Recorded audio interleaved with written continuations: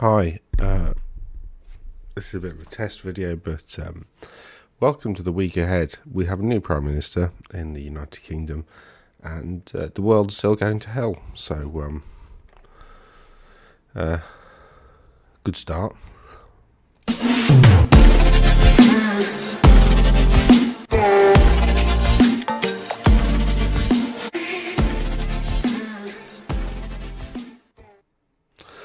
Right, okay, so, that's behind the paywall. Should have showed you that.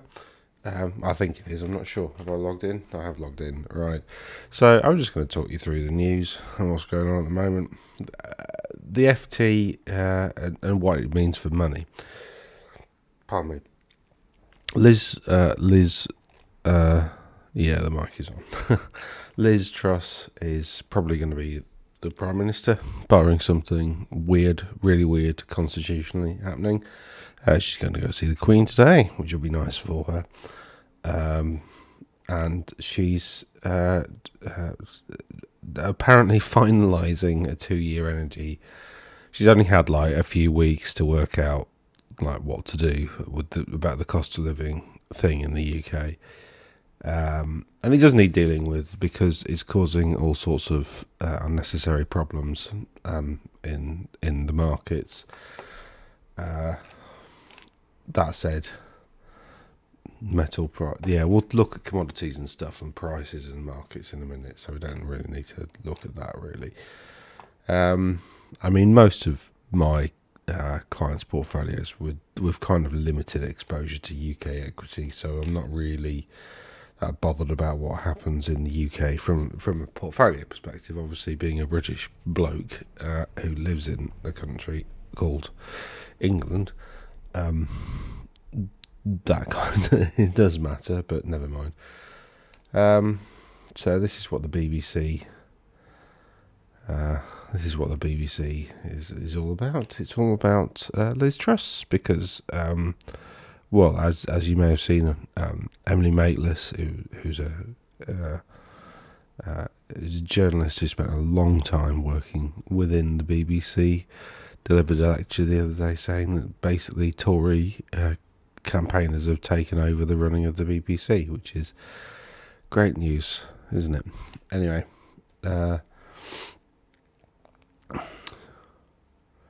Johnson to give farewell. I mean, he's been removed in disgrace. I think people seem to be forgetting that he got removed in disgrace. It's just what is going on?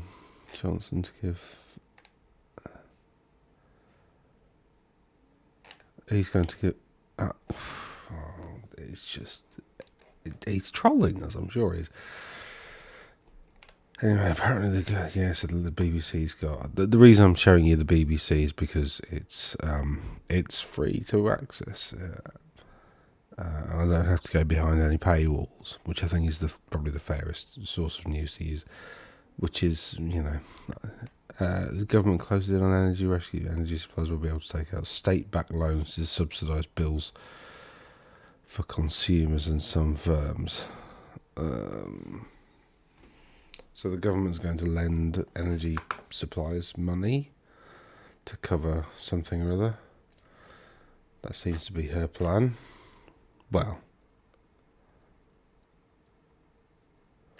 it's not her plan.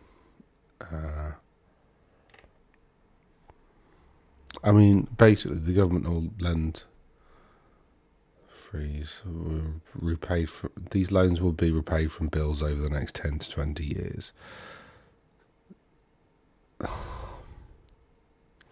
So essentially what's going to happen, this is her plan, is she's going to lend everybody in the country some money. So it's basically Rishi's existing scheme on steroids, but via the energy companies as opposed to... that seems like a stupid idea, really. That's just going to limit economic growth to fix a short-term problem, which is, that's okay, whatever. That's her choice.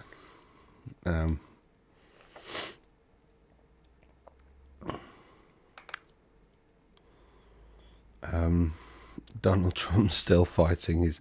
I mean, if you've not been following that particular story, it's hilarious. Well, it's hilarious and really deeply concerning. But basically, Donald Trump's got hold of some classified documents relating to like nuclear something. We don't know exactly what yet. It's all allegations at the moment. But his defense was that he didn't have that the FBI planted the documents, which aren't a problem because he declassified them anyway. But they don't exist and they're not there. And it's like which one of those is it? You can't have it all those. Oh no, you can because you're Donald Trump. This is in the world news. I mean, there's just the usual chaos going on around the world. We'll have a look at the climate stuff in a bit. Everybody's worried about inflation. We'll have a look at the data in a second as well. More of the planet is burning. We kind of need to do something about this now. How do we know? I mean, I do appreciate this actually. These little series of articles where the BBC very gently just tell you, yeah, it's all our fault, and provide all the evidence and answer these sort of basic questions. This is a pretty good. If you go to BBC News, there is a climate tab, which is pretty good. Right, we don't need to have a look at that. Okay. So what's happening in commodities? So you saw metal prices apparently are falling, but it doesn't really look like it. Gas is this is a source called Trading Economics, and it's just got pretty much access to all the data that you need.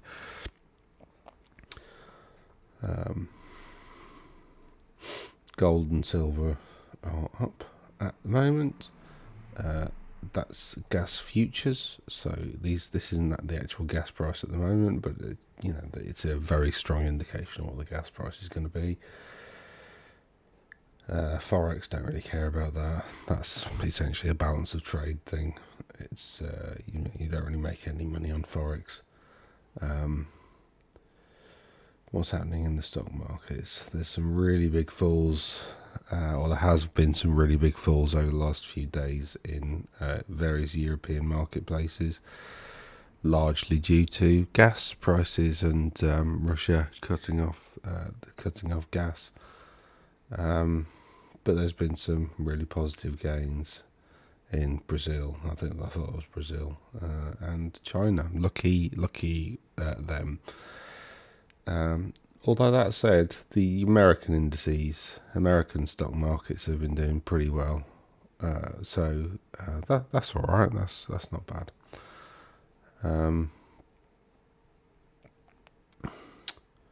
Let's have a look at the calendar. And this is the week ahead. So what have we got? Purchasing. Okay, so that's UK Services PMI. That's bad. So basically, the Purchasing Managers Index is essentially a questionnaire that goes out to various people, in this case in the services industry in the UK, and they're asked whether they're going to increase the amount of spending that they do. So it's companies, whether they're going to increase the amount of goods or services that they're buying. And services, so if it's over 50, that means there's an expansion, and if it's under 50, that means there's a contraction. Now, it's rarely ever under 50. The point is, economists thought it was going to be 52.5. Trading Economics thought it was going to be 52.5 as well. It was around that last time. So it was expected to be more or less the same. It's dropped a whole, 1.5. percent. Let's see. Yeah, so the last time it went into not negative, but the last time it went really bad was COVID, obviously, and then again, well, lockdown, and then the second lockdown. This is like we're heading towards sort of referendum territory. Tail end of or 2019, actually 2019 was a pretty bad year for that. So I suppose the other point is that manufacturing's still negative. So the composite for the UK business economy, as it were, is it's not looking good at the moment. Australia's that's their central bank interest rate. That's exactly as expected. It's been increased. Again, I don't really know what central bankers are doing with this whole inflation thing, because like interest rates only really affect the borrowing that businesses can make. So why would raising interest rates curb it wouldn't curb inflation. This is the point. I mean, because this whole inflationary spiral is not being caused by excess pay. It's being caused by commodity prices. So increasing base rates doesn't really have any impact on commodity prices. So I'm not entirely certain what everybody's doing. And then today we've got the non-manufacturing PMI in the States. That's pretty important, although it does seem to be expected to come down a little bit. So that's already been priced into the markets, and as we saw, the markets are doing quite well this week. Let's do this week. Yeah, we've got the most important things. We've got some balance of trade stats, and GDP next week on Monday, a week yesterday. So that's going to be interesting. ECB interest rate decision. They're expecting interest rates to go up in Europe as well. I think actually a lot of central bankers are basically just using this inflationary problem as an excuse to put up interest rates, so that next time there's a bit of a market crisis, then they can they've got a bit of leeway, so they can start to pull them back and encourage some economic growth. I think that's probably what they're doing, because like I said, it won't fix inflation. Inflation's not being caused by consumer discretionary spending, and interest rates basically reduce inflation by curbing consumer discretionary, but it's not consumer discretionary that's causing inflation. So it's not the right lever to pull, really. But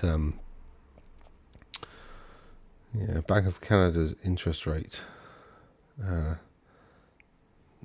should be, so the previous was 2.5. Most people seem to agree it should be going up, so we'll see, really, won't we? But so that's what's going to happen over the next week in terms of economic data. We've got the US PMI. That's an important one. The rest of it seems to be pretty well priced in, and as you can, that's Europe. Who's doing the best so far in terms of markets? Actually, the FTSE 100. That's the FTSE 100, not the FTSE All-Share. Those two are doing something very different at the moment. It's a pity the FTSE All-Share is not on here, but yeah. Oh well, that's what's happening at the moment, and this is what's going to happen in the week ahead. And we're going to have a new Prime Minister. I think PMQs is going to be really interesting on Wednesday. See how well she does. I predict badly, but he's not very good at thinking on her feet, generally speaking. So we'll see, won't we? But anyway, toodaloo, and catch you next time.